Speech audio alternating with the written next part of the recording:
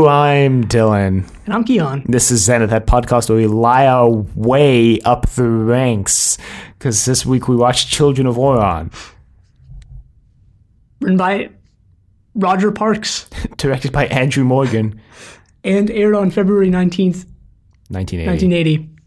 Andrew Parks is back. Yeah, after writing Voice from the Past. That one where he must really like getting revenge for your lover, because he wrote the one with Inga and the cousin getting... Was it? No, he wrote the one where he gets mind controlled into helping someone who is trying to get revenge on Serverland for like kicking them. No, Voice from the Past was the one with Mummy Travis. Yeah, that's the one where Blake gets like hypnotized. Yeah. Oh yeah, you're right. Yeah, he does get hypnotized. Joining the. Yeah.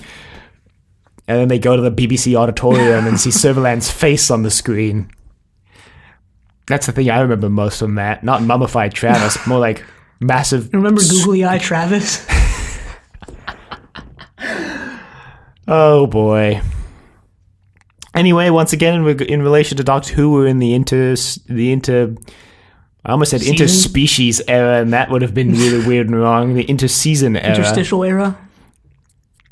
And like we always keep mentioning, we were gonna, maybe look up what other shows were airing at the time, and didn't. I feel like we really undermined ourselves by mentioning all these things we were going to do and then don't. I feel like if we just didn't mention them, no one would even remember. Yeah, sure. Maybe we can do the Series C thing where we really leverage people's memories and minds to our own benefit. That sounds kind of manipulative. It is. This story didn't have much of it. It had a little bit of it. Anyway, we should, before we get into anything else, we should ask the questions. All right, so how about since you brought it up, you can go first. All right. Mine is the technician. I don't think it was Zelda. I think it was the other technician in the lab in this episode, calls letting Servalan use the cloning devices in exchange for her help. The price of blank. Fill in the blank. Assistance. A, assistance. B, survival. C, freedom. Or D, mercy. Mine was Servalan lists off the exact type of Auron. It's a really difficult word to say. Auron freighter that they encounter at the beginning of this episode. What type of freighter is it? This is going to be a free response because it's actually something we've heard on the show before, so it's going to just be a free response. I mean, I wouldn't know the answer if you hadn't told me 3 minutes ago. But yeah, good luck. What? So you mentioned the Auron freighter. Mm-hmm. There's an adjective like form of Auron, or like there's not an adjective form. There's like what the Aurons are called. Auronians. No, it's not Auronians. It's something else. I forget. I was sure it was Auronian. Sergeant Drano mentioned it in his email. Okay, we'll check Sergeant Drano's email then. Auronar. That's it. Did we hear that in this episode? I don't remember if we heard it in this episode, because a lot of this episode I was just uninterested and not tuned in very much. You're going to have to go back and rewatch this. I think I will have to go back and rewatch this. Because the wiki calls them the Aurons. I think I don't know. I've heard that word Auronar before, though. I don't remember where. I always thought it was just like the Aurons or the Auronians. Yeah, same here. I mean, I didn't think it was the Auronians, but... The Aurons, right? Yeah, it kind of makes sense. But, all of us have different thoughts on this. But yeah, I do think I will have to go back and rewatch this. Just like you'll have to rewatch Volcano. Right? But I didn't think this was a good episode. I thought it was good. I mean, I wouldn't put it in my top 10, but I thought it was good. I just thought it was boring. Well, I think this episode has a problem that a lot of modern era Doctor Who episodes have, which is that the scope of this is so large, right? Like this entire planet being decimated by this virus and all these people dying, and there's behind the scenes political stuff. But within the episode, it's done on such a small scale, and it just doesn't add up. And this has something, in some ways, I'm not going to get into it in this episode because again, I didn't like the episode too much, but in some ways this has something to do with what Series C does with how and why we believe things when we watch a TV show. I don't know. I thought the story was rather good. Not great, but good. This story does, if you know what's coming with some of the cloning stuff that's coming up, this story does set up a lot of stuff. If you know what's coming with Anna Grant, like I spoiled for myself this week after watching the story, the story sets up a lot of stuff with that too. Not going to say anything more than that. I actually don't know, surprisingly, what you're talking about. Yeah, and I'm not going to say anything more except that I spoiled it, and I really wish I hadn't, because it would have been such a great moment if I hadn't spoiled it, but I did. So I'm really, really upset about it, like just completely pissed at myself. Wow. Anyway. The episode starts with Servalan for once. She's in a new ship. Well, the control center looks exactly the same as it did it's like the same 2 weeks ago. It's the same control center, but it's a different ship. On Rumors of Death, was it? No, Rumors of Death is next week. Sorry, not Rumors of Death. In every story that Servalan's been in this season? Yes, but I'm specifically thinking about the one 2 weeks ago that we did with Making Blake 7. Harvest of Kairos. Harvest of Kairos, that was it. Yeah, it looks exactly the same. And she finds this Auronian freighter because she's come up with this, quote, cunning, unquote, plan. Right, and this ship looks like it rivals the size of the Liberator when you see it next to this freighter. It looks massive. Yeah. You mean Servalan ship? Yeah, Servalan ship. It looks pretty big. It also kind of looks like a big blob in some ways. It looks cool, don't get me wrong. I actually liked it a lot. It kind of does just look like a big blob flying through space. Maybe it is just a big blob flying through space, honestly. Blob, blob, blob. I don't know. It is huge. I mean, if there's hints in this episode that this is a Federation ship, and if that's true, you got to wonder why the Federation thought the Liberator was so impressive if they can make a ship this big. Maybe it's just Servalan being like, well, let's just pool all our resources into building one ship. Right, or maybe it's Servalan. Maybe this is when they call it, I forget what it actually is, but maybe when they hint that this is a Federation ship, they're talking about this new Federation, right? This new whatever it is. Or maybe it's like in The Lost Jedi where Snoke's flagship is like 7 times the size of like every other ship in the fleet. Quote, First Order, unquote. So I don't know why that's in quotes. Because it's just the Empire redone. But it's not the Empire, it's the First Order. I guess it's just the Empire, though. The Empire 2.0. Basically. This isn't a Star Wars podcast, though. Thankfully. And she's come up with this cunning plan because apparently the Clone Masters, who she tried to use to make that Blake clone last season, had just been wiped out in the war. There's no more Clone Masters left, as far as she knows. Maybe there's a few hiding out on like Dagobah or something. No, I'm just kidding. They're apparently dead. So apparently the only people with cloning technology are the Aurons, which we have never heard of in this series, but whatever. Yeah, now they have, well, not now. Now the Aurons have cloning technology. Right, well, that's fine. The Aurons are isolationists, as we learn in this episode, which does jive with the backstory we've been given. Right, it's hinted at. And this touches on the backstory both in Dawn of the Gods and Time Squad, sort of the Aurons. So Servalan has this plan to clone herself, although based on what I think I know that's coming up, there's a little more to this that we don't know yet. I think, if I'm correct. But in this episode, she's planning on cloning herself. She's planning on cloning herself and making a federation of little baby Servalans. Mini Servalans running around. What a nightmare that would be. Can you imagine? I'm not even imagining them as children. I'm just imagining them as just mini... Yeah, that's what I'm imagining. Jacqueline Pierce's. She's wearing black in this story because I apparently found out Jacqueline Pierce wanted Servalan to wear black to show mourning for her children who get killed in the story, except... They get killed at the end. Yeah, so except she's they get killed at the end. She's wearing black at the start, so... And... It's another asymmetrical outfit, though, from Servalan. It's true. It's got like a long left sleeve and not on the right. Yeah, Dana's is very similar, actually, and is symmetrical. Not that even matters, though. So, she basically has this plan to infect the Aurons with this virus. There's a bit of a power struggle also between her 2 second commands of the week, Daryl and Ginka. Yeah, you meet Daryl and he's got like a regular name, like, okay, cool, Daryl, and the other guy's like, my name is Ginka. Well, Blake 7 has always done that, right? We have Jenna and then we have Olag. And we have Callie Ginka. and then we have Villa. Yeah, Ginka. As soon as I heard that, I was like, is that Ginkgo? racist? Is that racist? Well, it kind of sounds like ginkgo, which is that supposedly medicinal plant that is from East Asia. Yeah. Because Ginka is, I guess, portrayed by an actor of some sort of Asian descent. Yeah. East Asian, looks like. So when I heard his name, I was like, is that racist? Why would it be I don't know. racist, though?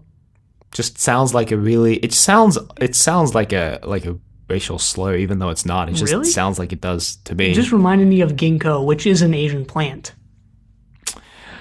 Not gonna dwell on that too much.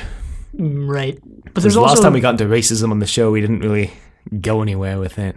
Well, we kind of tried to Throwback to bring it back. Bounty. We tried to bring it back. Well, Bounty also. We tried to also bring it up in Aftermath and kind of hit on it more in whatever was after Aftermath. The after Aftermath. Power play. Power play, right. But then we also have Daryl, who has a lisp. That's his defining feature. His defining feature is also that he's actually the second in command, and Ginka's just like a low-level guy who wants to be second in command. So, but who's a lot more backstabbing than and Daryl really is. Ruins everything at the end of the for day. Servalan, at least. And really for the Aurons as well, kind of. So Servalan... Because no one really gets anything out of this except just death and destruction. And Callie's sister dies and she doesn't seem phased by Callie's it at twin all. sister, who we've never heard of until this story, who then gets killed off at the end of the story. Oh, God. Well, then we cut to the Liberator, and they're playing Chinese. Well, hang on. I want to mention Servalan's magic color-changing drink first. Oh, right. Because she has this pink drink, and she's got this tiny little vial of clear liquid, and she's like, this is how we're going to get the Aurons. Pay attention, Daryl, because one day you're going to have to do this when I'm dead. And she pours this drink into the purple drink, and it just turns, like, clear, and I was like, wouldn't the guy drinking this, like, no? And then my first note in this story is, well, just drown him, why don't you? Because she, like, force feeds him this drink as soon as this Auron gets on the ship. He sits down and she grabs it and just, like, shoves it in his mouth. And I'm like, wow, just drown him then. Good God. Yeah, you know what? I didn't make this connection until right now. Literally just right now. But Servalan kind of reminds me of Yzma from The Emperor's New Groove. Yeah, in this story. No, not even in this story. In this story in particular, but, like, just all of her entire character.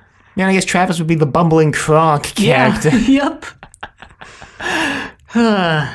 My favorite moment of Emperor's New Groove is when Yzma and Kronk beat the Emperor back to the palace, and then Kronk's like, hey, wait a minute, this doesn't make any sense, and he pulls out a map, and he's like, look, we fell down this chasm here, and they, like, point out the fact that it didn't make any sense for the villains to get there first. Yeah, another Blake 7 connection, you know, Cygnus Alpha and Spacefall. Yeah. Anyway, now we cut to the Liberator. For them to get to Cygnus Alpha before anyone else. No, they don't bring it up. No, they don't. Like Kronk does. He's like, wait a minute, this doesn't make any sense.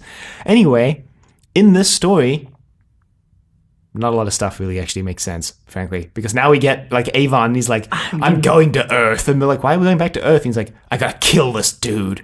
I've just decided now, 1 year to 2 years after Del Grant died, to go avenge his sister's death by killing the person who killed her. I think it's more than that. More time, that is. I didn't take the opportunity when I was lost on Earth. Yeah, thing is, this is kind of weird for Avon, right? He's never shown that he wants to do this before, which is okay. Maybe he was just thinking it in the back of his mind, but even that doesn't drive with Avon's character. Well, so this is my what would Blake moment. What would Blake do moment? What would Blake do moment? Because, like, if Blake is going to go for revenge for someone on Earth, he would have just done it when he was there. Blake's a very pragmatic guy. If he's already on Earth, he'd be like, well, let's just kill two birds with one stone. And by two birds, I mean Gan and the person he's trying to kill. Let's kill two birds with one stone. Yeah, this was my what would Blake do moment as well. And that's that he wouldn't let Avon go to Earth for revenge. No freaking way. There's no way that he would do that. This story doesn't exist if Blake is in the frame, so to speak. Well, not in the same way. Servalan would still go about her own business and stuff, but just the Liberator crew would be off doing something else. The big question during this is, where is Blake? We don't know. We don't know. Where is Blake? Da, na, na, na, na. I don't know why I did the X-Files theme there. Anyway, everyone else is like, Avon, this is dumb. I know Villa says this silly line, like, oh, the Himalayas are tall this time of year. Why not go to Earth? The Himalayas are always tall. Villa. Anyway, then Callie gets, like, a telepathic distress call from Auron. It's from Auron. Is it from her sister? I forget her sister's name. Not Zelda. at first. It was Zelda, right? Like Princess Not Zelda. at first. Oh, this predates that.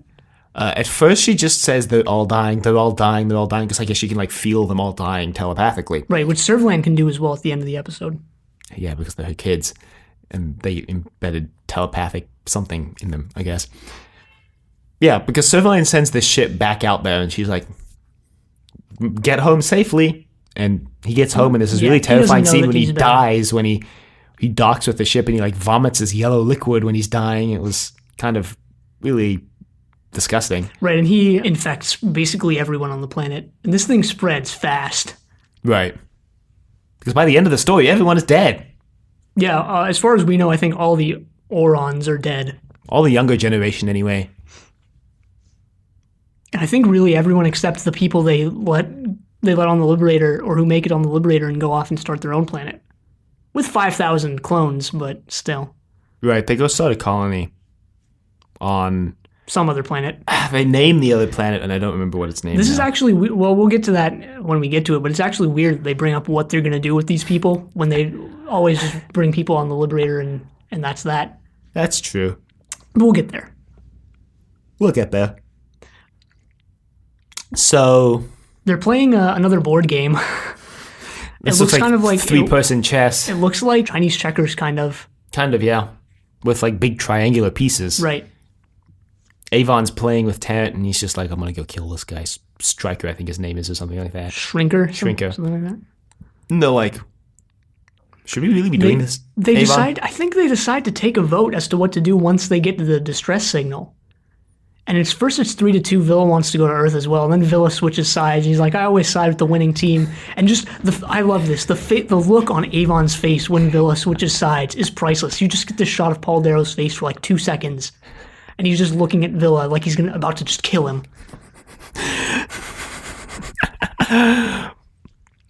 Well, yeah, because Auron sends out a distress signal on like all channels, because apparently we also get this information that Auron is isolationist, which is why they don't have any resistance to these viruses that Servalan's infected them with, because apparently, though, this is like a new thing, and this is part of why they exiled Callie, we find out, because Callie voted against... She joined a resistance movement, which people didn't really like.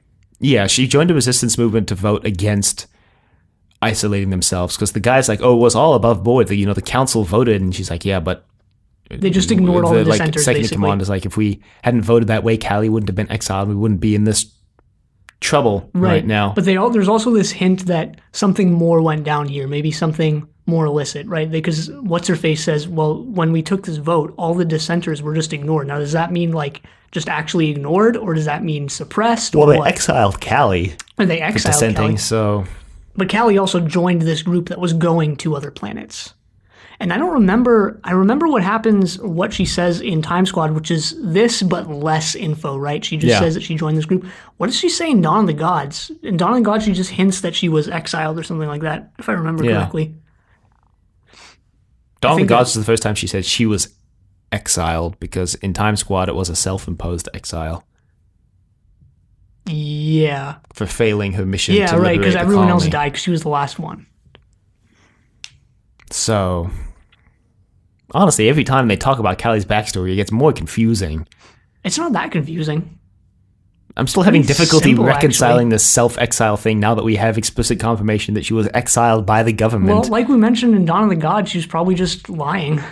But why would she lie, though? Because in Dawn of the Gods, we were assuming that I guess Callie's a bad person, but in this story, it's like, turns out Callie wasn't actually that bad. She was just against isolationism. I never assumed Callie was bad. I mean, you said she was lying, so... Yeah, I don't think lying is bad, necessarily. Anyway. The disease is spreading. People are dying, but it's only a younger generation. Yeah. And this is, I mean... Because the older generation wasn't isolated. That's why they bring up the whole isolation thing, because the vote for isolation made all the younger people, they never encountered all these viruses. Which is weird. Like, that whole idea in itself is kind of weird. It's weird how one generation you would like lose your immunity to it, because you'd think, especially if they're clones, that it would be passed on. Yeah, although maybe the cloning has something to do with them losing it. I don't really know. But like you think about when times this has happened in, our world, right? 90% or more than 90% of native North Americans died thanks to like contact with European diseases, right? Mm-hmm. And there's no like, it wasn't, there's nothing there, as far as I know, that like this, right? It wasn't like, well, it was just all generations were not immune to like smallpox and stuff like that. Well, I guess this is like a disease that the older generations encountered before, so they have an immunity to it, but the younger generation has it. But then even still, like, the immunity should pass. Yeah, you would think that they would all be immune if some especially if they're clones. Right. Again. So maybe they like cloned it out of themselves, right? They're like, we don't need this anymore. Throw this out. Why would they do that? Heck if I know, but maybe they did. They never go into this, but anyway, they basically, the Liberator crew's like, well, we're gonna go help the Aurons, I guess. They're just like right there. We'll just pop over there. They take the vote, and that's how they go and help them. They go over there. And they decide to beam everybody down except for Villa and Dana. So that's Callie, Tarrant, and Avon. Forgot the main character of the show for a second. Beam down to Auron. You sure that's not Villa? It's definitely not Villa. They beam down to the planet and they're like, hey, look, can we help? And then I think they beam up one of the infected and they have Aurak examine them to try to find a cure. And then Servalan shows up basically like, what's up, my Auronians? I have the cure. I'm your god now. And they're like, okay. And she's like, all I want is for you to clone me and make a bunch of clones of me. And they're like, I guess we can do that. She's they like, kind good. of they go along with it. I don't think they realize Servalan's hostility yet. Then they realize that Servalan doesn't really plan to give them the cure in time. Especially since most of their races already died by the point Servalan shows up.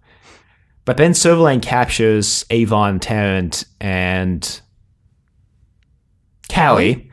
At this point, we've already seen Callie's sister Zelda, right? Who looks exactly like Callie because she's her twin sister. Right, she's played by... who plays Callie? Jan Chappelle. Yeah, Jan Chappelle. I think she's played by Jan Chappelle, right? She's just wearing a full bodysuit that makes it really easy to film scenes of someone else from behind and pretend it's Zelda. Right, but I mean, when you get that full-on shot of her face, you're like, okay, that's her.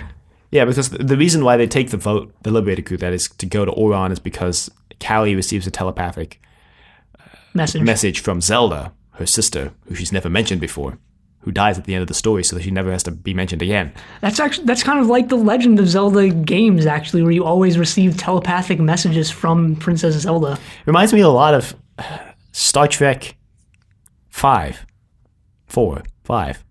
The one where they go to the center of the galaxy where Spock's half-brother that he's never mentioned for the entire 3-season run of the show shows up. He's like, I'm Spock's half-brother, everybody. And then at the end, they just like basically kill him off so they never have to mention. The spaceship one? They basically just like, I think they kill him off at the end so they never have to mention him again. Spock's half-brother that shows up for one movie that Spock never mentioned and never mentions again. Well, that's fine. Like, why is it bad that he never mentioned him and never mentions him again?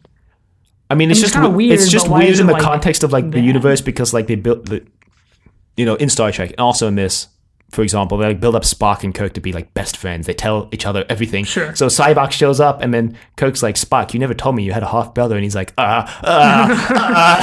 It's like in this, like Callie is like friends with at least one of the Liberator crew, right? She seems to be pretty close friends with Villa at least, and Dana. Maybe not Avon. Maybe Dana. Yeah. So it's like she's like, oh, I have this twin sister, and they're like, you have a what? And she's like, with Callie, it makes a little more sense because she was trying to hide her past, right? Yeah. Maybe this is something they could have brought up in Dawn of the Gods. And this might be, also, this is something we talk about on Trust Your Doctor a lot now that we're in the 11th Doctor's era and have watched a lot of the modern show. But this is something that a lot of old shows that don't have as coherent writing as newer ones do. Kind of, it's a missed opportunity, right? Maybe in Dawn of the Gods, if she'd said like, I had a sister back on Auron and stuff like that, could have worked a little better here. Yeah, no, I agree. Because my main problem with it is that it feels like out of universe, the writers are just like, well, what can we do that's going to be shocking and exciting? Feels like Parks just threw it in. Yeah, it's like, what can we do that's shocking and exciting? Oh, Callie has a sister, like. Well, and then even that idea, like, Zelda isn't like that. She's not that interesting. She's not that integral to really anything. She makes that sort of sacrifice-ish thing at the end. She does the Adric thing. Yeah, where she stays behind, but it doesn't. She stays behind to try fix whatever, but which is like, I can get that, right? Like, you can get that why you can get behind a character who does that, but at the same time, it just amounts to nothing. And it's Servalan's kids. The genesis of the Daleks thing. If you had a dictator as a baby in your hands, could you kill it? Yeah. Turns out the answer for everyone on the Liberator crew is yes, but for Zelda, it's no. Oh, I'm not surprised that it's yes for everyone on the Liberator crew. Not at all. But anyway, for some reason, this actually really bothered me. Servalan assumes that only Villa is on the Liberator. She seems to completely forget that Dana exists. Yeah, this is interesting because, Servalan is the one who killed Hal, right? And Right. Dana is out to get Servalan. Still, we see that in this episode. She hates Servalan. And Servalan knows Dana's on the Liberator. Yeah, but here's the thing. Because of Harvest of Kairos. Yeah, here's the thing, though, is that Dana is totally out to get Servalan, right? And Servalan, she's not even a blip on Servalan's radar, Right. which is really a really interesting dynamic to me. I mean, that's an interesting dynamic, but what bothered me is that Servalan completely forgets Dana exists in this story because the reason why she sends Daryl up to the Liberator is because she thinks only Villa is on the Liberator, but that's not true because Dana's on the Liberator as well. Yeah, and I just think it's really, it adds to her villainy almost that she just completely forgets this person whose dad she killed and who's totally, Dana thinks of herself as Servalan's nemesis almost, and like I said before, not even a blip on Servalan's radar. I mean, I guess. It just kind of bothered me because it was like Servalan usually thinks things through. Sure. She usually knows what's up. And here she is just completely forgetting this entire character exists. Yeah. Yeah, I guess. Oh well. Anyway, Dana disarms Daryl because Villa wants Daryl to come up unarmed.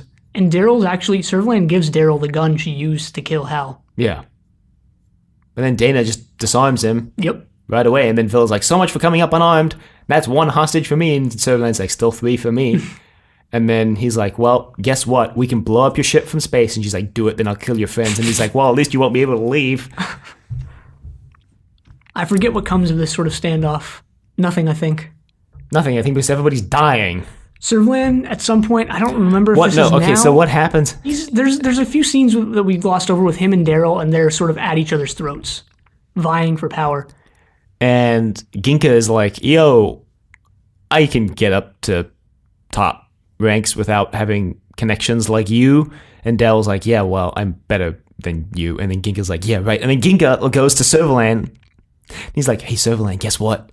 Servalan's like, what? And he's like, Daryl replaced all of the embryos with himself. And Servalan's like, what? At this point in the episode, because, again, I wasn't paying as much attention as I should have. I don't remember this exact transition because this is where I watched this in 2 different segments. And right this moment at the standoff is when I turned off the first time and I picked it up the second time. So I don't actually remember exactly how they resolved the standoff, unfortunately. What standoff? Between Ginka and Servalan? Between Servalan and Villa. Because Villa's like, I can blow up your ship. And she's like, well, do it. And I'll just kill all your compatriots. I don't remember.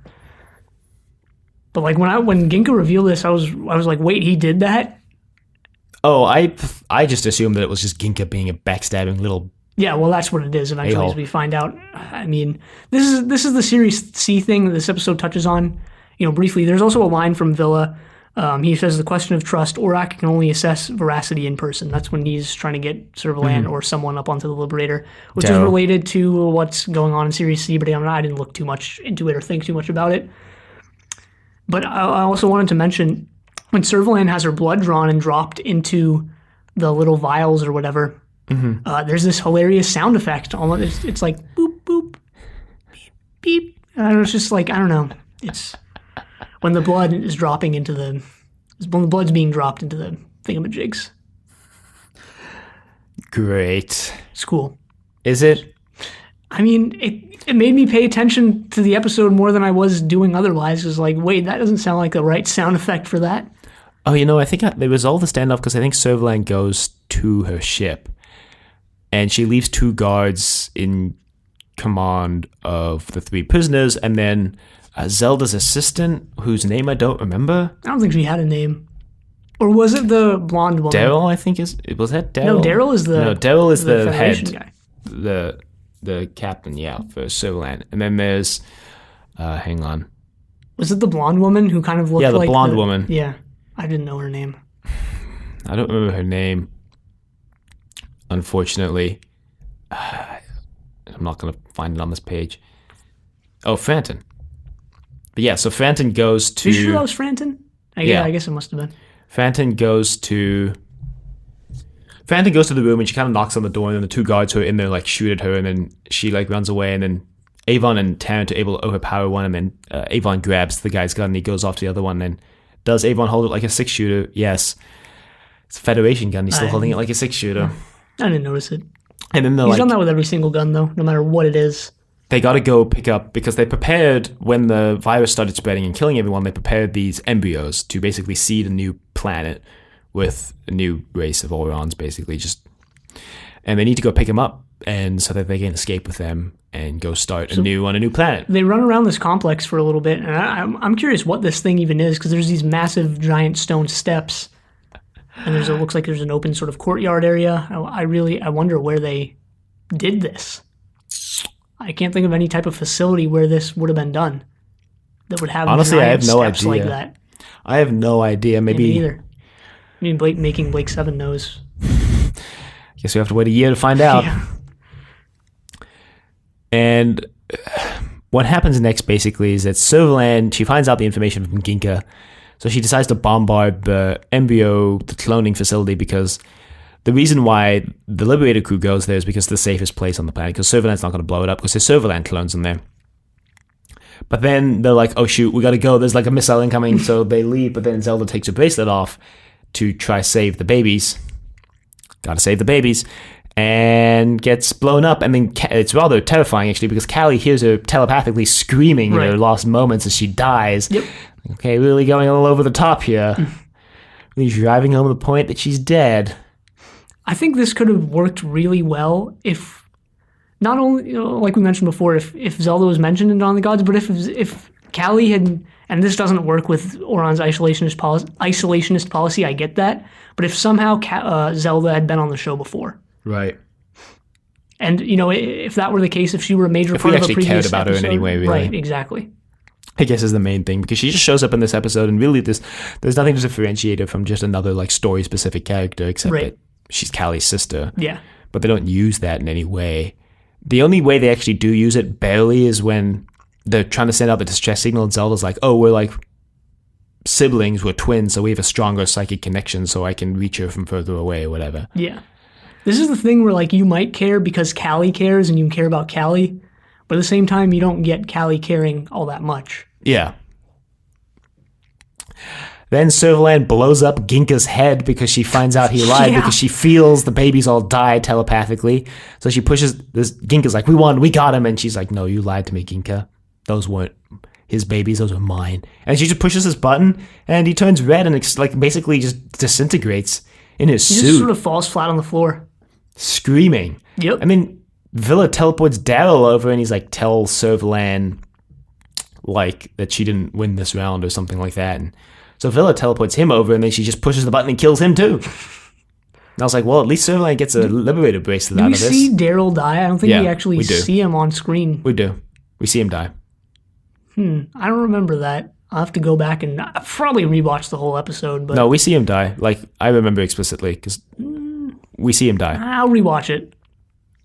You can rewatch it, but we do see him die. Yeah, I'll rewatch it. Because again, seeing is something very, very intertwined to do with belief. You can trust me on this one. I'll rewatch it regardless, but I'll rewatch it. We see Daryl die. Okay, Sergeant Drainer says it in his email too. Okay, that's fine, but I'll still have to rewatch it to believe it myself. Okay.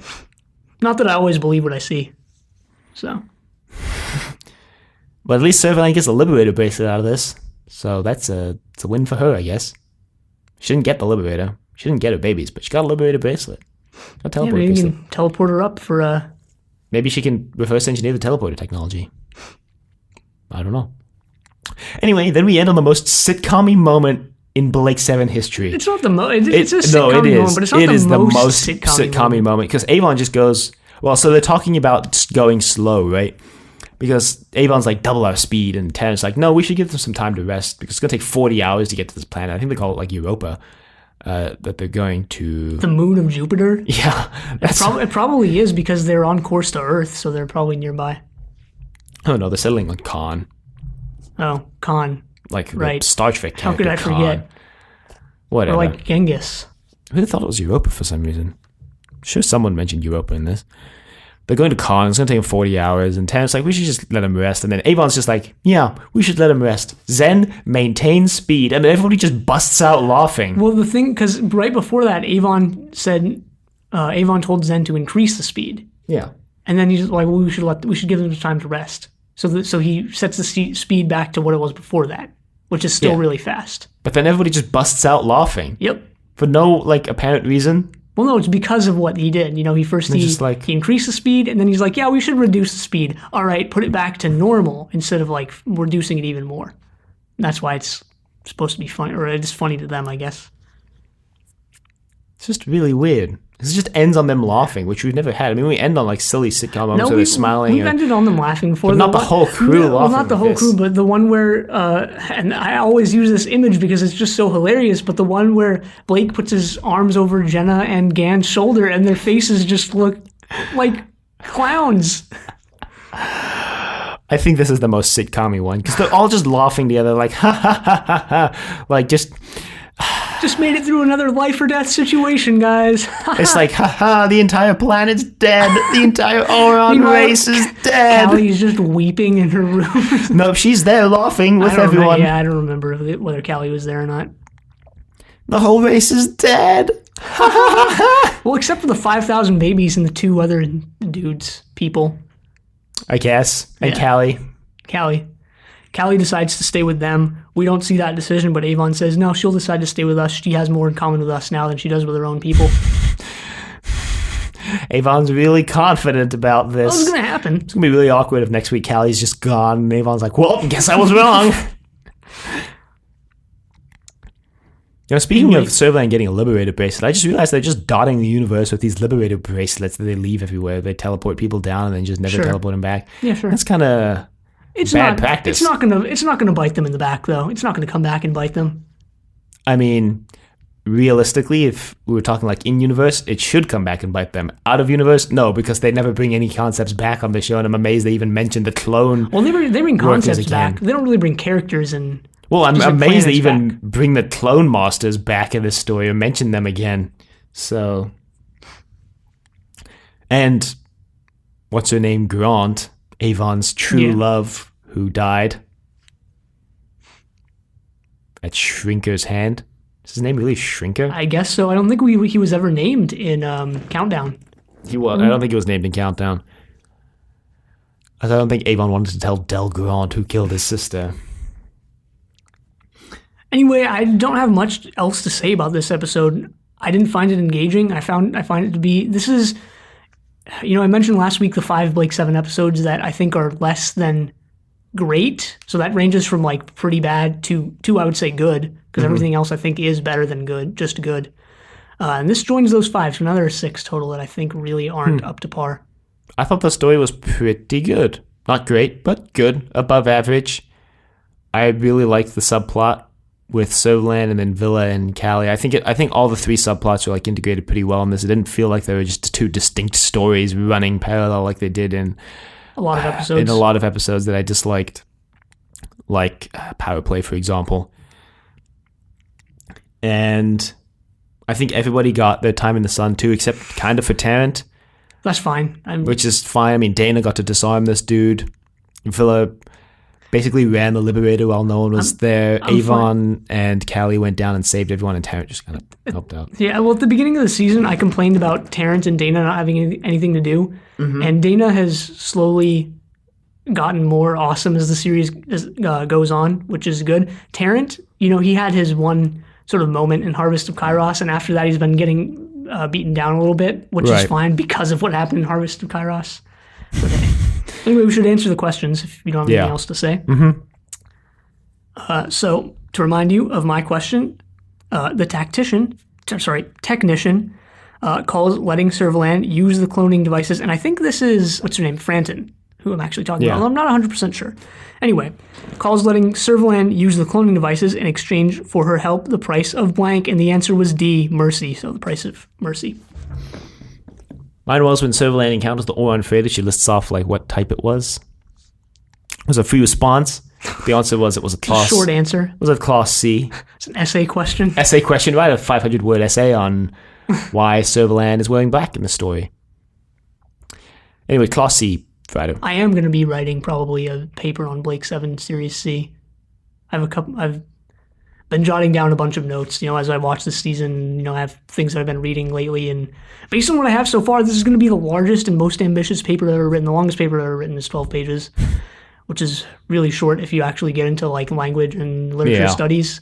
But that's the longest I've ever done. But this one, if I'm really being as ambitious as I want to be, including all I want to include, is going to require dozens of hours of preparation and reading and dozens of pages. So, well, you have fun with that. I'm probably just going to, it's not going to happen for a while. I'm probably going to drop it once I have actual stuff to write. Once I go back to school. Anyway, we have an email from Sergeant Jano. Hey guys, so Children of Auron. First thing we get is a continuation of Avon's background plot, last brought up in the Series B episode 9 Countdown. Right, and the frankly, tragedy of Anna Grant. Mention this. I didn't think they were ever going to bring this thing back. Yeah, me neither. Del Grant's sister, we learn that Avon has decided to hunt down or kill a dude called Shrinker. Did you guys dig Space Bazingo? It's a little Chinese checker thing. Yeah, I'm not familiar with that. Bazingo? Neither am I. Familiar with Bazinga? God. What you guys think of Serverland's new command ship? Can't remember if I've seen it before. Kind of funny looking, like a lizard or something. Some fans speculate it might be a ship captured from the Andromedans during the war, but the Auron seem to peg it as a Federation. Odd. Quite a few callbacks this episode. We've got Callie's backstory, her resistance work on Saurian Major from way back in Time Squad, Series A, Episode 4. We've also got mention of the Clone Masters from Series B, Episode 3, Weapon. Serverland sends Daryl up to the Liberator with a hidden weapon, and it's back again, the green pistol that Serverland used to murder Dana's father, see attached. Maybe she took it off of one of the captured crew, but if so, that begs the question, why does Serverland think only Villa is on the Liberator when Dana, who built the gun and who Serverland is intimately aware of, is unaccounted for? Yeah, I brought that up. It really bothers me. Wow, so Serverland... she's intimately aware of her, though, and that's the thing. Wow, so Serverland has a brand new Star Trek communicator motor button we've never heard of or seen before. One press and boy, is your face red and you die. Wow, kill the whole planet and we end on a classic sitcom laugh out. Only Blake 7, baby. Pretty good episode, 6 out of 7, Sergeant Jano Station 7. I was pretty sure you mentioned that Daryl died, but I'm telling you, Daryl died. When you go back and rewatch, you'll see Daryl dies. Well, I'll have to see. Okay, we'll go back, rewatch, see. I'll probably come back next week and be like, hey guys, I didn't rewatch it. Well, that would be the least surprising thing to happen on this podcast. So we also got a second email this week from a new correspondent, actually, who has not emailed us before. So thank you for reaching out to email us. Has corresponded on Twitter in some capacity. Yes, he has reached out to us on Twitter, but he hasn't emailed us. So this is an email we're going to respond to. Hi, guys.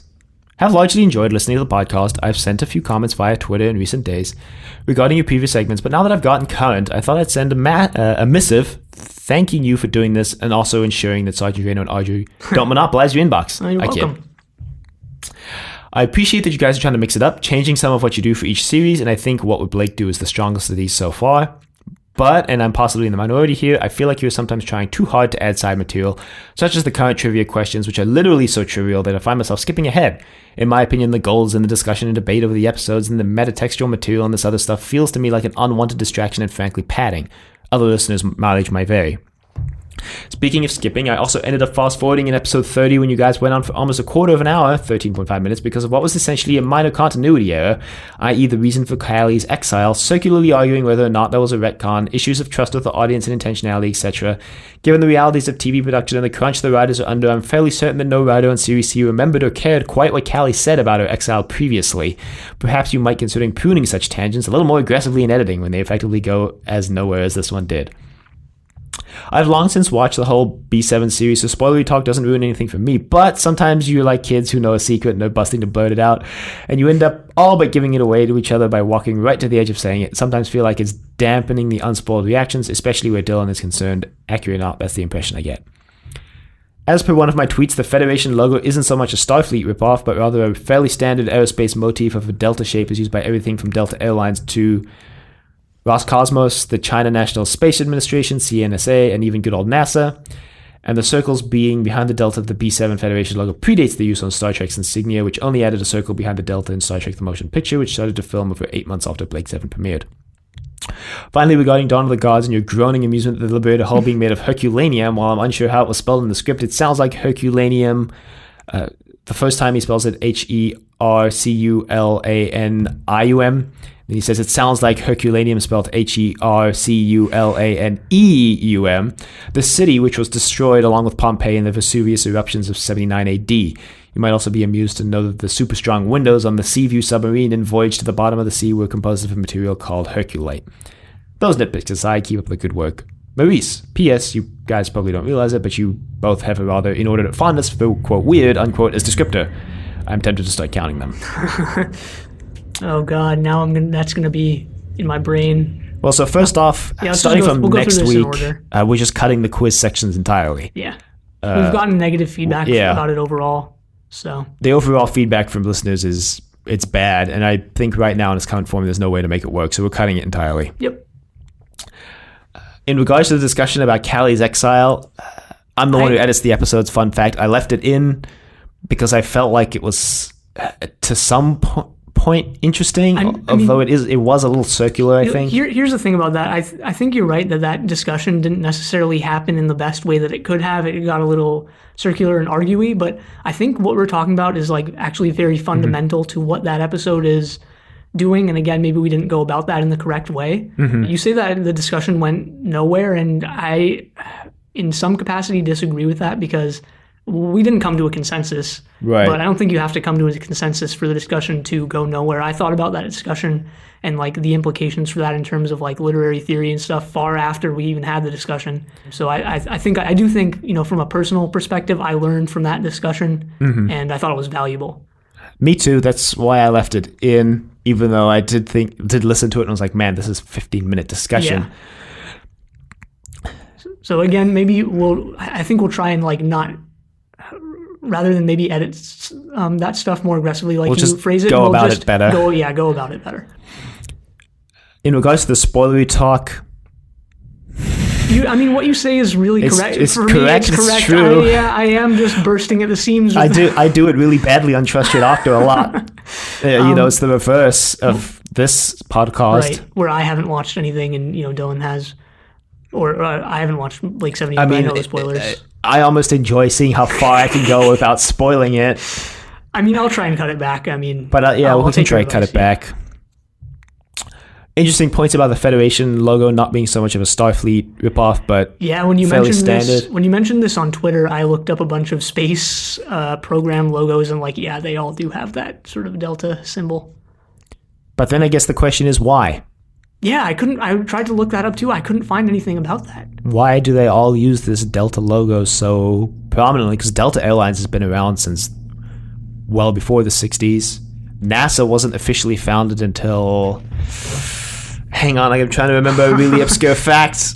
Because they were formed as NACA, the National Aeronautics something, which is only not concerned with space at all. I don't know. And then they renamed themselves to NASA and changed their logo, and I think that happened in, I want to say, the 50s. It'll be in the notes. The correct 60s. Date will be in the notes. I don't know anything about the China National Space Agency, but, why do all these things use the Delta logo so much? Even Chevron gas station uses it too, though, just upside down. In regards to Herculaneum, I have no idea how it was spelled in the script. That might be something that Making Blake 7 may be able to confirm or deny. Yeah. I think you can also Google Blake 7 scripts and find Possibly. them. I suspect it's spelled Herculaneum with an I and not an E, but you never know. Won't know unless you look at the script. Other than that, if you would like to email us, you can reach us at thedoctor@decorativevegetable.com. Questions, comments, concerns, angry events, love letters, your thoughts on the Aurons and their cloning facility. You can find us on Apple Podcasts at Zenith, the Blake 7 Podcast. You can find us on YouTube at Decorative Vegetable. Be sure to leave a rating if you like the show. Check us out on Facebook, Trust Your Doctor. Like us on Facebook. Also check us out on Twitter at TYD Podcast and follow us on Twitter. And next time we're watching Rumors of Death. But until then, the end.